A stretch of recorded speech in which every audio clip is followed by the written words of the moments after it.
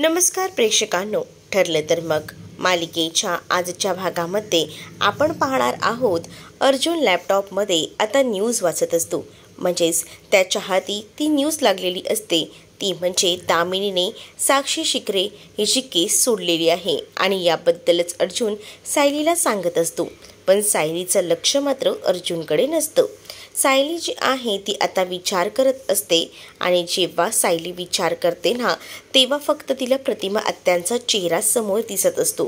कोर्टात नेमकं काय झालं असेल, घरी गेल्यावर त्यांना काय वाटलं असेल, या सगळ्याचा विचार सायली करत असते. अर्जुनचं आता सायलीकडे लक्ष जातं. अर्जुन जेव्हा सायलीकडे बघतो तेव्हा सायलीला म्हणतो, काय ग, काय चाललंय तुझं? मी तुझ्याशी बोलतोय, पण बायको तुझं लक्ष नाही आहे. सांग बरं मी आता काय बोललो? त्यावर सायली म्हणते, तुम्ही दामिनीबद्दलच बोलत होतात ना, तेवढं काहीसं मला कळलं, पण पुढे काही नाही. त्याच वेळेला आता अर्जुन म्हणतो की तुझं काय चाललं आहे? एका वेळी 2-2 कामं का करतेस? काय झालंय जरा सांगशील का? त्यावर सायली अर्जुनला म्हणते, मला ना प्रतिमा आत्यांची खूप जास्त काळजी वाटते. म्हणजे बघा ना, प्रतिमा आत्या त्यांचं काय झालं असेल, काय अवस्था असेल त्यांची, मला ना कळतच नाही आहे काय होत असेल त्यांचं. असाच विचार आता सायली करत असते आणि याबद्दल ती अर्जुनला सांगते. अर्जुन म्हणतो, इतकंच ना? तर मग सायली म्हणते, आपण रविराज काकांना आणि त्याचसोबत प्रतिमा आत्याला भेटायला जायचं का? त्यावर अर्जुन तिला सहमती देतो आणि म्हणतो की हो, आपण जाऊया. त्याने तुला बरं वाटणार असेल ना, तर आपण नक्कीच जाऊया, असं आता तो म्हणू लागतो. तर दुसरीकडे मात्र सायली ही खूप जास्त टेन्शनमध्ये असते. हे अर्जुनला माहिती असतं आणि म्हणूनच तर अर्जुन लगेचच सायलीला प्रतिमा आत्याकडे घेऊन जायला तयार झालेला असतो. तिला सतत प्रतिमा आत्यांची आठवण येत असते. म्हणजेच जो काही प्रकार घडला आहे त्यानंतर प्रतिमा आत्याने काय रिॲक्ट केलं असेल. काही झालं तरीसुद्धा त्यांच्यासाठी ती मुलगी होती. तर दुसरीकडे आता नागराज रविराजांना समजवत असतो आणि आता ह्या सिच्युएशनमध्ये तन्वीला तुझी गरज आहे आणि तू हे सगळं काय करतोयस, प्लीज हे थांबव. पण आता मात्र रविराजांनी ठरवलेलं असतं की काही झालं तरी माघारी घ्यायचं नाही. त्यांनी जे ठरवलं आहे ते पूर्ण करायचंच. याचाच अर्थ त्यांनी ठरवलेलं असतं की काही झालं तरी त्यांनी तन्वीची केस हातात घ्यायची नाही. त्याचसोबत आता तन्वीला प्रॉपर्टीतून देखील बेदखल त्यांनी केलेलं असतं. प्रॉपर्टीतला 1% आता तिला मिळणार नाही, असं देखील रविराज आता नागराजच्या समोर बोलतात. त्यामुळे नागराजच्या पायाखालची जमीनच सरकते. कारण आता त्यांना वाटत असतं की सगळं काही आपल्याला भेटेल, पण नाही, हे तर काहीतरी वेगळंच घडून गेलेलं असतं आणि त्यामुळेच कुठेतरी वेगळीच दिशा लागलेली असते. तर नागराजला खूप जास्त टेन्शन येतं. कारण जर प्रॉपर्टी प्रियाला मिळालीच नाही तर आपलं काय, ती थोडी आपल्यासाठी काम करणार आहे, नाहीच करणार ना. असे अनेक विचार आता त्याच्या मनात येत असतात. तर दुसरीकडे सरंजामे हे वॉकिंगसाठी बाहेर पडलेले असतात आणि त्यांना काय माहिती, आज त्यांच्या जीवनाचा शेवटचा दिवस आहे तो. महिपतच्या माणसांनी त्यांना धरलेलं असतं. महिपतची माणसं आता त्यांना एका गाडीत बसवतात आणि त्यावेळेला ते त्यांना प्रतिकार करण्याचा प्रयत्न करतात. पण ती माणसं 2 असल्यामुळे बरोबर महिपतच्या गाडीमध्ये त्याला बसवतात. सरंजामे म्हणत असतो की काय चाललंय हे, कोण आहात तुम्ही, थांबवा हे सगळं, असं बोलून तो आवाज चढवत असतो. पण तिथे असतात ते म्हणजे महिपत शिकरे. महिपत शिकरे जेव्हा तिथे असतो आणि तेव्हा सरंजामे जेव्हा महिपतला पाहतो तेव्हा सरंजामे खूप जास्त घाबरतो आणि सरंजामे अक्षरशः हात जोडू लागतो आणि म्हणत असतो की सॉरी माझ्याकडनं चूक झाली. असं काहीसं त्याने म्हटल्यानंतर महिपत म्हणतो की आता चूक बीक आम्हाला सांगायची नाही, जे काही आहे ना त्या परिणामांना सामोरं जायचं. आजच्या पोरीच्या विरोधात येऊन तिथे साक्ष द्यायला तुला तर लई मोठा जोर आला होता. मग आता कशाला हे सगळ्याची वेगळी वळणं? आता तर तुला तुझ्या शिक्षा तर मिळणारच आहे, तुझे काही केलंयस त्याची. पण आता महिपत समोर सरंजामे हात जोडत असतो आणि प्लीज, मला अर्जुनने ते करायला लावलं आणि म्हणून मी केलं, पण प्लीज ना महिपत सर, माझ्यावर कोणतीही वेळ आणू नका. प्लीज मला मारू नका, या शब्दात तो बोलत असतो. दुसरीकडे पूर्णाची त्याचसोबत कल्पना आणि प्रताप बसलेले असतात. सायली त्या सगळ्यांसाठी चहा आणून देते. त्याच वेळेला प्रतिमाला भेटायला गेला होतात, काय झालं, ती ठीक तर आहे ना, असा प्रश्न आता करू लागतात प्रताप.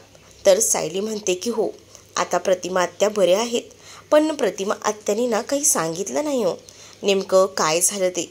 आम्ही त्यांना विचारायचा प्रयत्न केला पण नाही, त्यांनी टाळाटाळ केली. त्या दिवशी काय घडलं त्या गोष्टी काहीच नाही सांगितल्या. मग आम्हीही विचार केला की जास्त जबरदस्ती केली तर उगाच त्यांच्यावर परत परिणाम होतील, म्हणूनच आम्हीही शांत बसलो. तर इकडे मात्र कल्पना म्हणत असते की काय चाललंय ना प्रतिमाच्या नशिबात. म्हणजे बघा ना, एकीकडे त्यांना कुठेतरी काहीतरी गोष्टी आठवतात आणि अचानक पुन्हा त्यांच्या आयुष्यात काहीतरी घडतं आणि त्यामुळे सगळ्याच गोष्टी ते विसरून जातात. हे असं का घडतंय काहीच कळत नाही आहे, असं देखील आता कल्पना जी आहे ती बोलत असते. कल्पना ज्या वेळेला या सगळ्याबद्दल बोलत असते तेव्हा सायलीला सुद्धा मनात विचार येत असतात. दुसरीकडे आता सरंजामे जे असतात त्यांनी एकदा फोर्स करून स्वतःला बाहेर काढायचा प्रयत्न देखील केलेला असतो. ते आता महिपतवर देखील चिडतात आणि म्हणत असतात की नाही, आता मला इथून जाऊ दे, सोडा मला, असं बोलत असतात. पण इथे महिपत थोडी ऐकतोय. महिपत सांगतो की आता तू सुसाईड नोट लिहायची. पण त्या सगळ्याला खरं तर सरंजामेंचा विरोध असतो. सरंजामे म्हणतात की नाही नाही नाही, सुसाईड नोट मी तर लिहूच शकत नाही.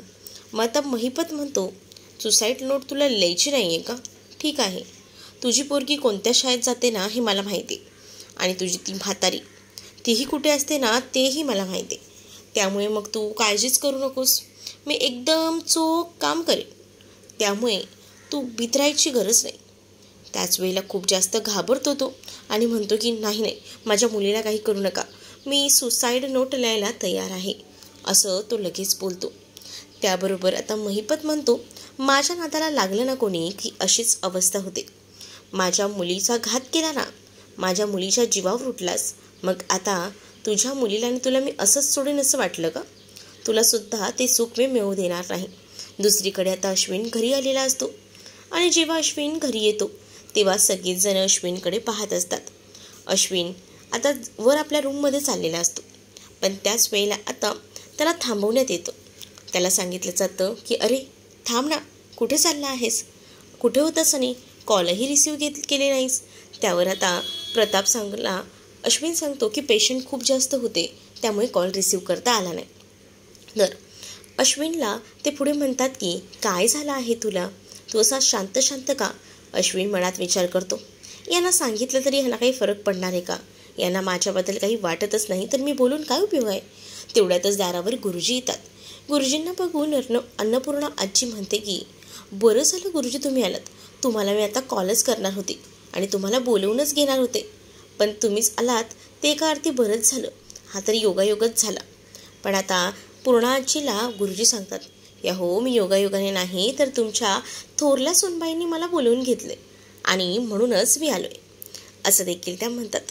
जेव्हा गुरुजी तिथे येतात तेव्हा मात्र सायली म्हणत असते की मी विचार केला, घरात वातावरण हे असं आहे, त्यापेक्षा मग आपण जर एखादी पूजा वगैरे केली तर ते बरं पडेल ना. म्हणूनच मला डोक्यात तोच विचार आला की आपण घरात एक श्रावणातली पूजा घालूया, म्हणजे घरातलं वातावरण कसं खूप छान होईल. इकडे मात्र हे ऐकून अश्विनला जबरदस्त राग येतो. अश्विन आता म्हणतो अरे वा, हे लोक पूजा अँड ऑल करतायत आणि इथे माझी बायको जेलमध्ये आहे त्याचं ह्यांना काहीच पडलेलं नाही आहे, असं कुठेतरी त्याच्या मनाशी वाटत असतं. तर दुसरीकडे पूर्णाजी म्हणतात की मलाही तेच वाटत होतं, म्हणूनच मी गुरुजींना बोलवणार होते. पण आता अश्विनचा तोल सावरतो. अश्विन जो आहे तो खूप जास्त जोरात आता बोलू लागतो, म्हणजे तुम्हा लोकांना माझी बायको जेलमध्ये गेलेली आहे याचं काहीच नाही, तुम्हाला फक्त आणि फक्त एकच गोष्ट समजते, ती म्हणजे या घरात व्यवस्थित वातावरण कसं निर्माण करायचं, आणि त्याचसाठी तुम्ही पूजा करताय आणि या अर्जुनच्या बायकोचं ऐकताय. या अर्जुनच्या बायकोमुळेच माझी बायको जेलमध्ये गेली आणि तुम्हाला त्याबद्दल काहीच वाटत नाही आहे. दुसरीकडे सरंजामे आता रिक्वेस्ट करत असतो आणि म्हणत असतो की प्लीज ना, मला माफ करा ना, प्लीज, माझ्याकडनं चूक झाली, पण माझ्याकडे चुकीला माफी नसते, असं महिपत म्हणू लागतो. महिपत म्हणतो की गपगुमान ती नोट लिहून ठेव नाहीतर बघ तुझ्या मुलीचं काय होतंय ते. त्यावर तो लगेच म्हणतो की नाही नाही, माझ्या मुलीला माझ्या घरच्यांना काहीही करू नका. तुम्हाला जर लिहून द्यायचंच असेल ना तर मी तुम्हाला सुसाईड नोट लिहून द्यायला तयार आहे. तर आता महिपत सांगतो, सांगितलंयस तर काम करायला घे. द्या रे, त्याला द्या सुसाईड नोट लिहायला. आणि त्याच वेळेला तो खूप जास्त रडत असतो, कारण त्याला कळलेलं असतं की आता महिपत आपल्याला संपवणार आहे. त्यासाठी त्याला आता खूप जास्त रडायला येतं. तो लगेच सुसाईड नोट लिहून घेतो, पण तीसुद्धा सगळी काही महिपतच्या सांगण्यावरच. कारण माझ्यावर खूप प्रेशर होतं आणि मला आता या सगळ्या गोष्टींचा कंटाळा आला आहे आणि त्याचमुळे मी माझ्या स्वतःचा जीव देत आहे, असं काहीसं त्याच्याकडनं तो लिहून घेतो. आणि तसंही तो सगळ्या काही गोष्टी लिहितो. त्यावर आता महिपत त्याला सांगतो की आता त्यावर जे आहे ना ती खाली सही कर. आणि तो आता सही देखील करतो. जेव्हा तो सही करतो तेव्हा मात्र आता महिपत त्याच्या माणसांना सांगतो की घ्या, त्याच्याकडनं ती नोट्स काढून घ्या. दुसरीकडे आता अश्विन म्हणतो की बस झाला, तुमचं बस झालं. कारण तुम्हा लोकांना तर काहीच पडलेली नाही आहे. माझी बायको आहे काय आणि नाही काय. आणि तुम्ही आता पूजापाठ वगैरे सगळं करताय. आणि या अर्जुनच्या बायकोचा खरा चेहरा तुम्हा सगळ्यांना माहीतच नाही आहे. आणि तरी देखील तुम्ही सगळीजणं तिला पाठीशी घालताय. त्यावर सायलीमध्ये बोलायला जात असते, पण आता अश्विनला सायली थांबवते. सायली म्हणत असते की प्लीज अश्विन भाऊजी जरा शांत व्हा ना. मला माहिती आहे तुम्हाला काय म्हणायचं आहे, पण जरा शांत व्हा. असं बोलून त्याला ती शांत करायचा प्रयत्न करत असते. पण इथे अश्विन म्हणतो का तुझं आता खरं रूप बाहेर पडेल म्हणून तुम्हाला शांत करायला बघतेस का. पण सायलीचा हाच हेतू असतो की आपली घरातील भांडणं दुसऱ्यांना का ऐकवायची, कारण तिथे गुरुजीसुद्धा आलेले असतात. पण इथे ऐकेल तर तो अश्विन कसलं. अश्विन तो अजून खूप काही बोलू लागतो आणि त्याला त्याच्या बायकोचा इतका पुळका आलेला असतो ना की तो तोंडाला येईल ते सगळं काही बोलत असतो. बिचारी सायली सगळं सहन करत असते. पण इथे प्रताप त्याचसोबत पूर्णाची यांना तर याच्या वागण्याचाच खूप जास्त त्रास होत असतो. तर दुसरीकडे मात्र अश्विन म्हणतो की तुम्हाला ज्या काही गोष्टी करायच्या आहेत ना त्या करा, पण माझा तुम्हाला बिलकुलही सपोर्ट नाही आहे. कारण आतापर्यंत माझ्या बायकोला तुम्ही घरात ठेवायचाच नाही हा विचार केला होता. पण आता माझ्या बायकोसाठी मला काहीतरी करावं लागेल, कारण तुम्हाला माझ्या बायकोबद्दल काही वाटत नाही आहे हे मला सरळ आणि स्पष्ट दिसते. असं बोलून तो निघून जातो. तर दुसरीकडे सायली सगळ्यांचा मूड ठीक करण्यासाठी आता सगळ्यांना म्हणू लागते की मी तुम्हा सगळ्यांसाठी चहा घेऊन येते आणि नाश्त्याचं सुद्धा बघते. तर दुसरीकडे सरंजामी हा खूप जास्त रडत असतो, त्याला आता त्रास होत असतो. त्याच वेळेला आता महिपत त्याने लिहिलेली ती सुसाईड नोट वाचतो. जेव्हा ती सुसाईड नोट त्याच्या हाती पडते ना तेव्हा तो म्हणतो की चल ही बरोबर लिहिलेली आहेस, सही तेवढी राहिली, सही कर म्हणजे कसं कामच झालं. आणि असं बोलून तो सही करायला लावतो. सही तर पूर्ण होते. त्यानंतर त्याच्या हातात पॉयझन दिलं जातं आणि त्याला आता हे पॉयझन घ्यायला सांगितलं जातं. त्याच वेळेला आता ते पॉयझन जेव्हा तो घेतो तेव्हा मात्र तो सांगतो की आता तुला कळेल की काय असतं महिपतच्या नादी लागलं की कशी अवस्था होते ते. आता तुझं डोकं थाऱ्यावर येईल, आता प्यायचं ते. आणि असं बोलून महिपत सरंजामेला ते पॉयझन प्यायला लावतो. बिचाऱ्या सरंजामेची आजची शेवटची सकाळ असेल असं त्याला स्वप्नातही वाटलं नव्हतं. सरंजामे खूप जास्त रडत असतो, त्याला हात त्याचा थरथरत असतो. पण काय करणार, पॉयझन तर प्यायलाच लागणार, कारण महिपत जो आहे तो अगदी मानगुटीवर जो बसलेला असतो आणि म्हणूनच तो त्याच्याकडनं ते सगळं काही करून घेतो. बिचारा सरंजामे नाईलाजास्तव आपल्या फॅमिलीसाठी ते प्यायला तयार होतो. आणि जेव्हा सरंजामे जो आहे तो पॉयझन पितो तेव्हा मात्र त्याचा घसा आणि हे सगळं काही अचानकपणे दुखू लागतं.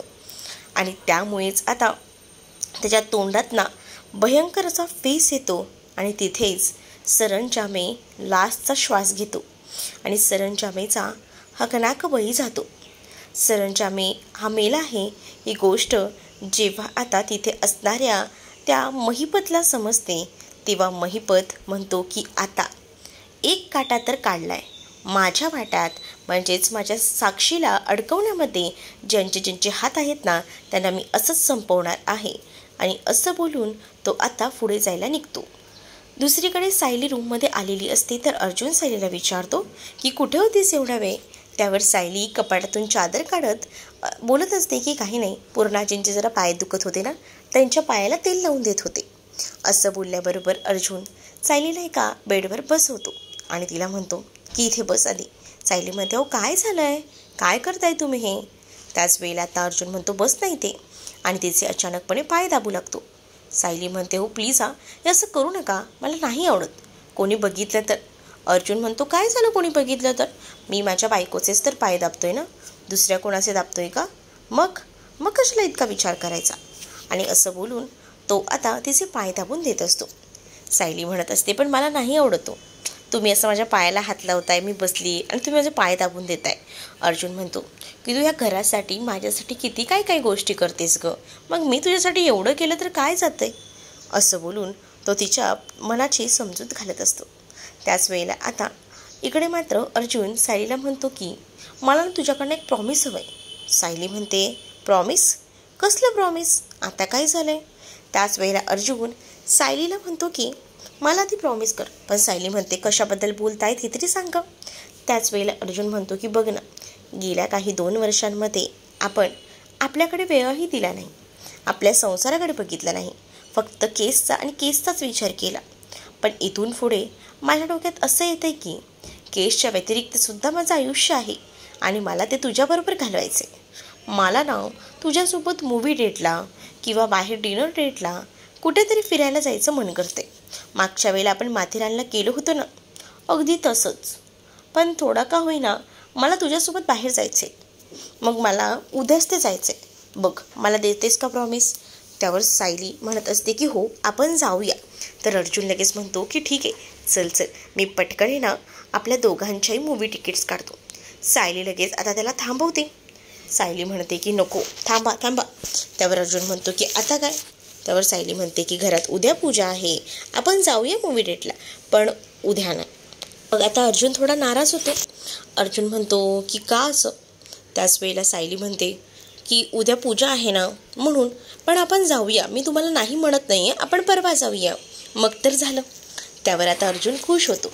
अर्जुन म्हणतो की चालेल, परवा म्हणतेस तर परवा जाऊया, पण जायचं आहे आता तू मला वेळ द्यायचा आहे, कारण आपण खूप दिवस झाले या सगळ्यात अडकून होतो, पण आपल्याला सुद्धा यातून सगळ्यातून बाहेर पडायला हवं की नाही. सायली म्हणते की हो तुम्ही म्हणताय ते योग्य आहे, आपण जाऊया, काळजी करू नका तुम्ही. असं बोलून ती आता त्याला समजावत असते. तर दुसरीकडे मात्र सायली आणि अर्जुन हे खूप जास्त आता खुश असतात. त्यामुळे आता सायलीला सुद्धा बरं वाटत असतं. सायली ही विचार करते की अर्जुन सरांना माझ्यासोबत बाहेर फिरायला जायचे, ही किती आनंदाची गोष्ट आहे माझ्यासाठी. त्याचसोबत दोघंही जण छान गप्पा मारत असतात. अर्जुन सायलीशी बोलत असताना खूपच हळवा देखील झालेला असतो, कारण बऱ्याच दिवसानंतर त्यांचं हे असं बोलणं सुरू असतं. पण त्यांच्या आयुष्यात पुढे काय वाढून ठेवलंय याची त्यांना जराही शाश्वती नसते.